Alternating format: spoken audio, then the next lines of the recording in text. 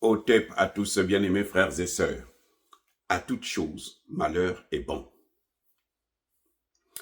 Je vous ai parlé hier de l'affaire qui est à la une de l'actualité en RDC, où un bandit, un voyou, parce qu'il est représentant, il est membre de la Chambre des représentants, c'est-à-dire un député américain, il quitte les États-Unis. Il va à la présidence congolaise, rencontrer le président Tshisekedi en tant qu'envoyé spécial du président Donald Trump. Incroyable. C'est-à-dire que je ne sais pas si ce type-là ne va pas être poursuivi ici, aux États-Unis. En principe, il devrait être poursuivi. Parce que c'est ça qu'on appelle usurpation de titre. Je reprends. On appelle ça, là, en matière de droit, là, usurpation de titre. Il est allé de son propre chef, payé visiblement par Paul Kagame, et il est allé se présenter comme étant l'envoyé spécial de Donald Trump. Alors que le vrai envoyé spécial de Donald Trump, là, il va arriver bientôt. Pour être envoyé spécial d'un président aux États-Unis, il faut passer par le Sénat américain. C'est-à-dire que le président vous nomme et le Sénat doit valider, comme pour les secrétaires d'État, c'est-à-dire les ministres. Tous les ministres sont validés. Vous voyez?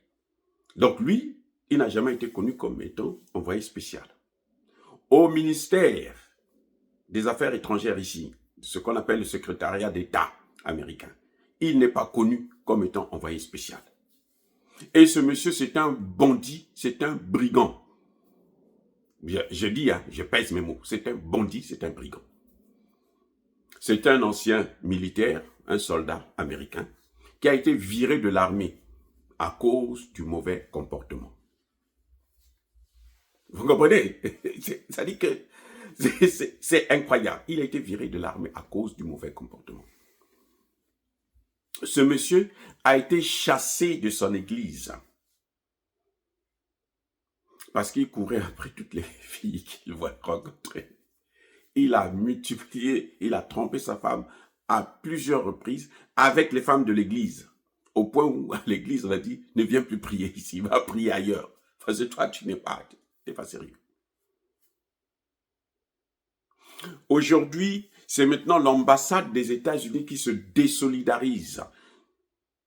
L'ambassade des États-Unis en RDC a dit, moi, nous, ambassade, nous, secrétariat d'État américain, parce que l'ambassade représente l'État américain, nous, Donald Trump, nous ne reconnaissons pas cet individu. Ce qu'il est venu faire là-bas au Congo, là, ça ne nous regarde pas. Nous ne sommes pas engagés à ça. Ce qui est pire, c'est qu'il ne connaît même pas l'histoire du Congo. Il dit que le Congo était dans le Rwanda. Oh, donc le Rwanda, là, hein, s'étendait le Rwanda était très grand, hein. Ah, les Belges sont méchants. Vous vous rendez compte? Il n'a jamais entendu parler du royaume Congo. Il n'a jamais entendu parler de ça, du royaume Congo. Mais ça dit que c'est un idiot, un vrai idiot. Eh oui, c'est un idiot. Je ne sais pas comment il a été élu député aux États-Unis avec une telle incurie, un manque de connaissances criarde. Tu viens soulever un dossier que tu ne connais ni d'Adam ni d'Ève. Tu n'as jamais entendu parler de ça. Il pouvait quand même lire même un ou deux ouvrages ou même des articles. Il est venu réciter exactement ce que Paul Kagame lui dit. Même que Paul Kagame n'a jamais dit que le Congo, là, c'était une partie du Rwanda. Paul Kagame lui-même. Paul Kagame parle de l'Est. C'est-à-dire les matières premières là, qui sont à l'Est, là où il y a plus de matières premières d'ailleurs, ces matières premières-là, c'était pour le Rwanda. C'est ça la théorie macabre de Paul Kagame. La fausse théorie, bien sûr, ça n'a ni tête ni queue parce qu'il est idiot lui aussi. Ce n'est qu'un criminel. Mais les criminels, ils s'entendent bien quand même. C'est incroyable. Bref, ce monsieur a été rejeté par tout le monde. Ici, aux États-Unis, personne ne écoute un type comme ça. Personne ne l'écoute. Ce qu'il est venu dire là, ça l'a enfoncé encore de plus belle. Ça l'a enfoncé, le gars que vous voyez là. Ce Jackson Roney, un vulgaire voyou, un bandit de grand chemin, qui vient se présenter, non, moi je suis maintenant XY. Je disais au début de cette vidéo que, à toute chose malheur est bon, ça a permis de comprendre les failles du système de Tshisekedi. C'est ce que je vous ai dit hier. Ce que j'ai critiqué hier, c'est ça. Ce sont les failles du système qu'il est venu mettre à nu. Il est venu montrer que Tshisekedi n'est pas bien entouré. Parce que nous le disons à Tshisekedi, 1, il faut changer tous ces généraux de merde. 2, il faut refaire cette administration. 3, il faut se débarrasser de tous ces conseillers bidons qui ne valent rien ou qu'on choisit juste parce que, bon, ils ont été des amis ou on l'avait soutenu à un moment donné, ils appartiennent à tel parti politique et autres. Il faut même changer, carrément, réduire la taille du gouvernement, en temps de guerre notamment. C'est ce que nous reprochons à Tshisekedi tous les jours. Mais voilà les résultats, voilà. Nous avons raison, parce qu'on le voit maintenant. Il a traité Tshisekedi d'incompétent, un homme incapable de refaire son armée. Mais c'est la vérité. J'espère que maintenant, cette fois-ci, Tshisekedi va se réveiller. Parce que c'est pas parce qu'on a le soutien du peuple, c'est pas parce qu'on te soutient qu'on va pas voir tes failles. Non, ça ce sont des amateurs qui font ça. Nous soutenons, moi je soutiens Tshisekedi. Mais je dis qu'il doit arranger ça. L'administration là, l'armée là, ce sont les deux choses sur lesquelles Tshisekedi doit s'appuyer pour le reste de son mandat. Réformer l'armée, réformer l'administration. Se débarrasser de tous ces généraux, colonels qui ont servi pendant longtemps Kabila, que Kabila a élevé, que Kabila a formaté. Ceux-là qui sont à l'Est là. Et puis il faut les punir. Au lieu de faire des procès à la con, qui n'ont ni tête ni queue, pour chercher à les blanchir. Parce que ceux qui sont en train de faire les procès là, ce sont des militaires comme eux, non? Mais ce sont eux les mêmes. Ils ont leur part d'argent aussi dans cette affaire. C'est ça le problème.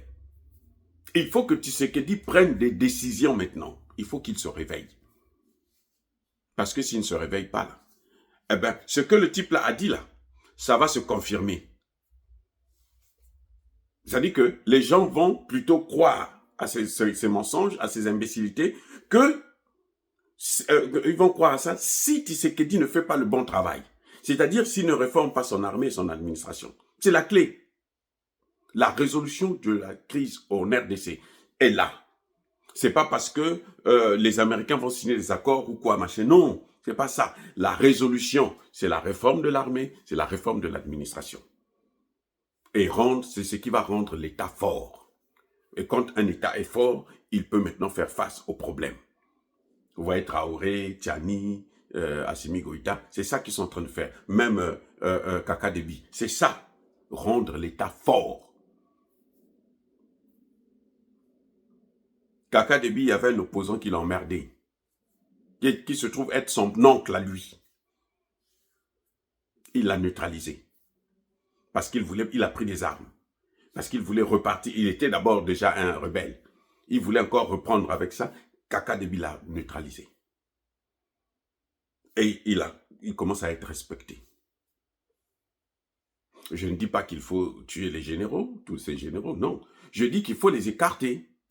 Il faut les enlever. Il faut nommer d'autres généraux, de colonels. Il faut donner le pouvoir même aux capitaines, aux lieutenants. Mais au Burkina Faso, c'est un capitaine qui est en train de faire un travail merveilleux. Un capitaine. Il était sur le terrain, il est maintenant à la présidence. Il y a des lieutenants, des sergents qui sont là sur le terrain, qui sont prêts à se battre. Donnez-leur la promotion, la responsabilité de gérer. Parce que ces généraux-là, ne sont pas seulement assis comme un éléphant au milieu de la route pour empêcher à ce que les autres puissent avancer, mais ils font tout pour décourager les plus jeunes aussi, pour que les plus jeunes puissent faire comme eux, ils font. Donc, il faut carrément se débarrasser d'eux. C'est ça l'avantage de ce que Roni a dit. Mais ça, si Tshisekedi ne prend pas ses responsabilités, cette thèse-là va commencer à se développer et s'installer. Pour qu'elle s'arrête, il faut que Tshisekedi montre qu'il est capable de gérer les hommes. Pas sa famille, gérer les hommes. Il est capable de prendre les décisions en temps réel.